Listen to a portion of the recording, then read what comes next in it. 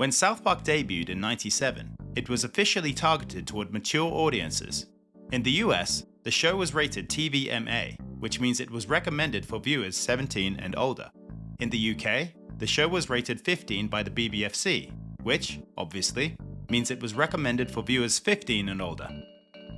But despite the mature nature of the show, the earlier seasons were popular with kids as young as 11, as it had a quality that almost suggested it was more for preteens. And there was merchandise to prove it. This is my top 10 list of 90s South Park merch that was targeted toward kids. Number 10. Video games.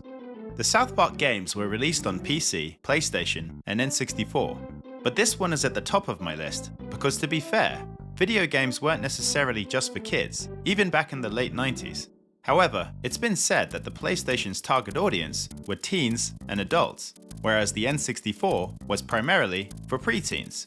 And when I was at school, it seemed most N64 owners had the original South Park game in their collection, and fewer of the PlayStation owners had it. Coincidence? Well, probably. Number 9. Keychains. I remember these were very popular in '98. So many kids at school would walk around with them attached to their belts, even though they didn't carry any keys. They were so bulky for a keychain that they weren't even practical. Cartman, for example, was awkwardly large for your pocket. It seemed to me that these were just toys for kids, especially as it was so easy to screw off the keychains anyway. There were also stress relief keychains, known as squeezies. These could fit in your pocket just by squashing them, but they got damaged so easily because of it. In fact, it was a common problem for the Cartman one in particular for his head to start breaking off. Number 8. Giant collectible figures. As you can guess from the name, these were marketed as collectibles, which is basically another way of saying they're for display only. After all, they don't do anything anyway. No moving parts, they don't talk, they just sit there. So they're for grown-ups, right? Well, while adults may have bought these, the figures do look very much like kids' toys, especially considering they're hollow and lightweight. If anything, their hollow design make them seem more like bath toys.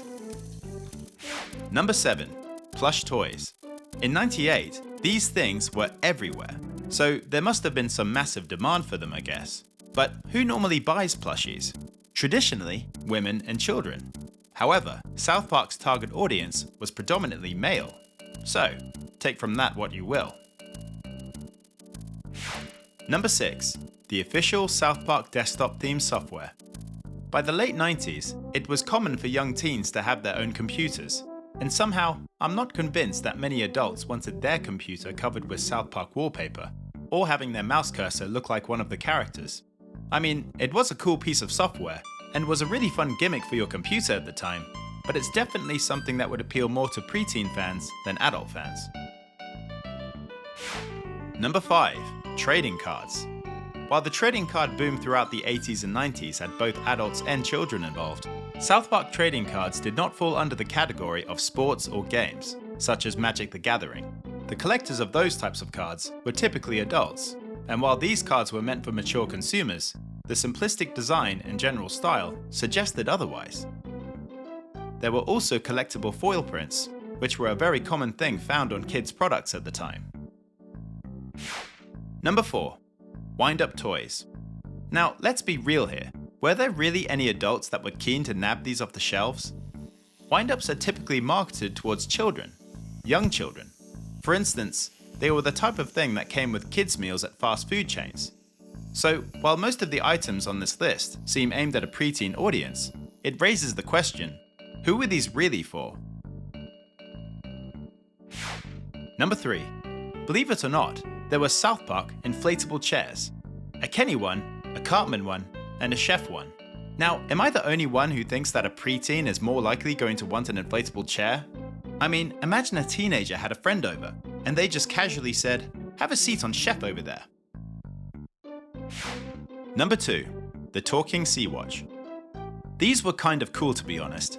You press the button and the character tells you what time it is, followed by an animation or line from the show. This was, and still is, a common type of talking watch that is specifically designed for kids. There were 4 to collect: Kyle, Kenny, Cartman, and Chef. But for some reason, there was no Stan one. I don't know why. I guess he was the least popular character? I'm not sure, but I always thought it was a bit odd. Unfortunately, the sound does not work anymore. And no, it's not because it's old. I bought the whole collection as new back in the day, and the sound stopped working on every one of them once you changed the battery. I thought maybe I just wasn't doing it properly, but no. It seems everybody who sells these on eBay have the same problem. New battery, no sound. Such a shame. And number 1, the South Park Sticky Forms Adventure Book.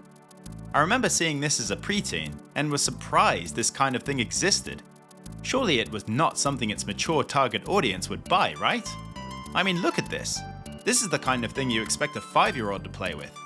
Honestly, who bought this? Okay, I did. I bought this. But even so, I still thought it was an odd piece of merch to be selling. What's interesting is that the stickers are supposed to be reusable, but these have a rather sticky glue on them. So once you place them in the book, they're pretty much stuck there forever. So when I had this as a kid, I had to accept that the book was one-time use only.